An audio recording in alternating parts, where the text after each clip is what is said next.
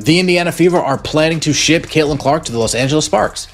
I expect UCLA coach Corey Close to be the head coach of the Los Angeles Sparks. Corey Close, after that championship game that she won with the UCLA Bruins, she's been very adamant. She's been very upfront. Yeah, all this transfer portal stuff, I'm not really sure. She is the biggest name in women's basketball, the most watched player in WNBA history, a cultural phenomenon who single-handedly dragged an entire league into prime time. And right now, right at this very moment, there are serious people with serious connections whispering that Indiana is ready to let her go. That is not a clickbait headline. That is not a rumor cooked up by someone with a laptop and too much free time. That is a story with layers, with locked locker room tensions, a viral bench moment that made the entire sports world stop scrolling, a bombshell post from an NBA insider, and a quiet meeting in Los Angeles that nobody was supposed to know about. So before you scroll past this, understand something: we are not just talking about one player switching cities. We are talking about the future of an entire league. The question of who controls the biggest star in women's basketball and where she ends up might be the most consequential storyline the WNBA has ever produced. If you are new here, hit that subscribe button right now because this channel covers stories exactly like this. The ones buried underneath the official talking points, the carefully worded press statements, and the diplomatic non-answers. Now, let's get into it.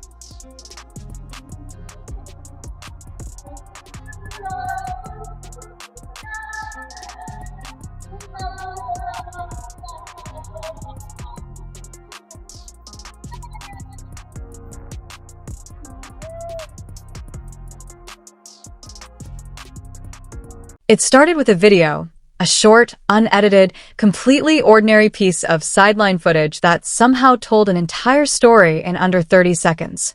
Caitlin Clark, Indiana Fever star, the player who made WNBA tickets impossible to find, the person the league built a marketing campaign around, was seated on the bench. Her body language was unmistakable, eyes forward, jaw tight, that particular kind of stillness that only happens when someone is working very hard not to react. Head coach Tiffany White walked over, said something, and then directed Raven Johnson to take Clark's seat. Clark responded with a slow, deliberate head shake. That was it. That was the moment. 13 seconds. Maybe no raised voices. No dramatic confrontation. Just a head shake. But that head shake got watched millions of times. The clip traveled fast, faster than almost anything this team has to do on the court this season, because everyone watching it was reading the same thing into something as wrong. Not wrong in a way that competitive sports teams occasionally clash. Wrong in a way that suggests a deeper fracture, one that a post-game hug cannot fully repair. The Fever's damage control was swift and organized. Stephanie White told media there was nothing to see. Clark herself stepped to the podium and said it was too competitive, people who both want to win. The party line was clear, consistent, and delivered with practice calm. But here's the thing about public denials in the age of social media. By the time the denial lands, the question is already 3 news cycles ahead of it. And the question everyone was now asking was not whether Clark and White had argued. The question was how deep the tension actually runs, and whether it already spread to individuals into the entire organizational culture of the Indiana Fever.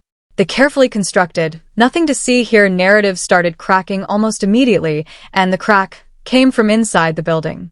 Sophie Cunningham, one of the more candid personalities on a roster, appeared on a podcast and casually dropped a detail that most people glossed over but absolutely should not have. Steph and Cece are 2 very competitive people who just want to win, and sometimes you bump heads, but it was all out of like good intent of wanting the same thing. And like at the end of the day, like we were not playing good. I'm not condoning her actions. Like I think there's room to grow in how you respond to things, but she would say the same thing, and her and Steph are fine. And that's like their relationship. And later that night or the next morning, they hugged it out and they talked about it. Like when you are in high competitive situations, pretty much 4 days out of the week, like stuff is going to happen. But like I said, our stuff is just under a microscope, and everything you do, everything you say is going to be a highlight reel for somebody. And I think media loves to create division where there's not. She confirmed that the team had held what she described as a lengthy meeting in the wake of back-to-back losses. She framed it diplomatically. She said Stephanie White and Caitlin Clark are two intensely competitive people who occasionally bump heads, because they both want the same thing. She mentioned that they had worked it out, that there had been a hug, that things were fine. But read that again carefully. She did not say the relationship is strong. She did not say the locker room is knife-eyed. She said they are fine. She said there is room to grow in how situations get handled. She said things are under a microscope, and that not every conflict is what the media makes it out to be. All of that is probably true, but she also confirmed the long meeting. She confirmed the friction. She confirmed unintentionally that the official story and the actual story are not exactly the same document. That's nothing new, but I just think everyone expects us to like leave off of where we were last year. And yes, we have like some of the same players as last year, but we also have so many new players that are playing huge minutes for us. And I think it just takes a second to, get rhythm and chemistry and trust each other. Like, I think this is very normal team things, but we have to like do it sooner than later. Like it's everyone's a little frustrated with how we're playing because we all know we're better than it. But I think sometimes you need this type of stuff in order to get to like the root of the problem of whatnot. And teams that are thriving do not hold marathon emergency sessions after 2 losses. Teams that are genuinely unified do not need to publicly broadcast that they are genuinely unified. The very act of defending the relationship so methodically suggests the relationship needed defending, and then the rumor machine kicked into a completely different gear. June 3rd, circle that date. Michael Thompson, not some anonymous account, not a former player turned podcaster with a grudge, but Michael Thompson, the longtime color commentator for Los Angeles Lakers radio broadcasts and the father of 4-time NBA champion Klay Thompson, posted something on the platform formerly known as Twitter that caused an immediate, total, full-stop freeze across every corner of basketball social media. He wrote that, according to a reliable source, the Indiana Fever do not want Caitlin Clark anymore. He named the Los Angeles Sparks as the team that should go get her, and then within an hour, he doubled down, posted again, confirmed he was hearing the same thing, stood by it publicly with his name attached. Catched on a platform where millions of basketball fans were watching in real time. The reaction was instantaneous and massive because this is not the type of thing Michael Thompson does for engagement. He is not building a brand off controversy. He has a stable media career, deep roots in the Los Angeles basketball community, and absolutely zero incentive to fabricate a story that could embarrass him professionally if it turned out to be nothing. So much to me. Michael Thompson comes out and says, I'm hearing from a reliable source, the Fever don't want Caitlin no more. Sparks, go get her now. And unless he comes out and says he's trolling, I'm taking this as face value. I'm taking this as serious. I'm not taking this as clickbait at all.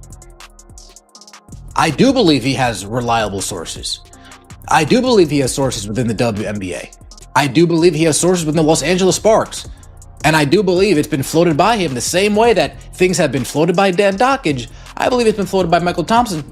They're not. When someone with his credibility and his connection says he is hearing something from a reliable source, the sports world does not collectively shrug. It pays attention. The Indiana Fever organization, through back-channel sources, pushed back, insisted there was no truth to the trade speculation, maintained that Clark is untouchable. But the silence from the league office was deafening, and the Fever's denial, carefully worded and strategically vague, did nothing to stop the conversation. If anything, it accelerated it. Now here is where the story shifts from drama into something far more strategic and far more unsettling, if you are an Indiana fan. On May 13th, the Fever traveled to Los Angeles to face the Sparks. Caitlin Clark was in an unusually good headspace before that game. She talked to reporters with a lightness that had been missing 4 stretches of the season. She smiled. She was relaxed. The Fever won 87-78. And Clark put up 24 points and 9 assists, one of her sharpest performances in weeks. What the box score did not capture was what allegedly happened off the court. Multiple sources, speaking without authorization, have suggested that Clark held a private conversation with individuals connected to the Sparks organization during that Los Angeles trip. This was not a formal meeting, not a league-sanctioned sit-down, just the kind of quiet, informal dialogue that happens when a player, consciously or not, starts exploring what life might look like somewhere else. That detail alone would have been enough to fuel another week of speculation. But then Michael Thompson posted his claim from Los Angeles, and suddenly every piece of the puzzle started arranging itself into a picture that was hard to ignore. Kate Martin, Clark's closest friend and former college teammate from Iowa, had just signed with the Sparks. Cameron Brink, a young, versatile center who can stretch the floor and protect the rim, is already on the roster. The pieces around Clark, the comfort pieces, the familiar faces, were suddenly not in Indiana. They were in Southern California.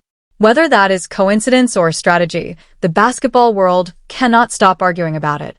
Here is a conversation that no one in mainstream sports media will have directly, but that everyone inside the sport fully understands. The WNBA has a market problem. Indianapolis is a real sports city. The Fever have a real fan base. The crowds this season, largely driven by Clark's presence, have been historic. But Indianapolis is not Los Angeles, it is not New York, and in a league that is desperately trying to grow its national footprint, its television deals, its international reach, and its overall cultural footprint. There is a structural tension in having your most marketable player in a mid-size Midwestern market. Los Angeles, by contrast, is everything. It is the second largest city in the country. It is a global brand of the world, where athletes become icons and icons become something larger than sport. The Sparks, specifically, just became significantly more interesting as an organization. The ownership group that acquired the Los Angeles Lakers, the same group connected to the Los Angeles Dodgers, now has financial ties to the Sparks through their presence in the broader LA sports ecosystem. That means crypto, Comp Arena. That means Dodgers money. That means one of the most powerful sports infrastructure networks in the world potentially aligned with the WNBA franchise. Put Caitlin Clark in that environment, and you are not building a basketball team. You are building a global media property. Commissioner Adam Silver has been one of the most vocal advocates for WNBA player salaries and league expansion in the sport's history. WNBA Commissioner Kathy Engelberg has been aggressive about finding new markets, new deals, and new visibility for the league. Neither of them would need to force a trade, orchestrate a backroom deal, or break any rules.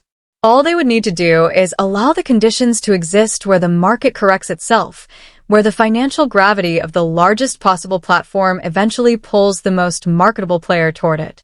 Leagues have always worked this way. You do not always need a mandate. Sometimes you just need momentum. Strip away the drama for a moment and just look at what the Indiana Fever season has actually looked like. The team entered this year with significant expectations. They have returning players, new additions, and the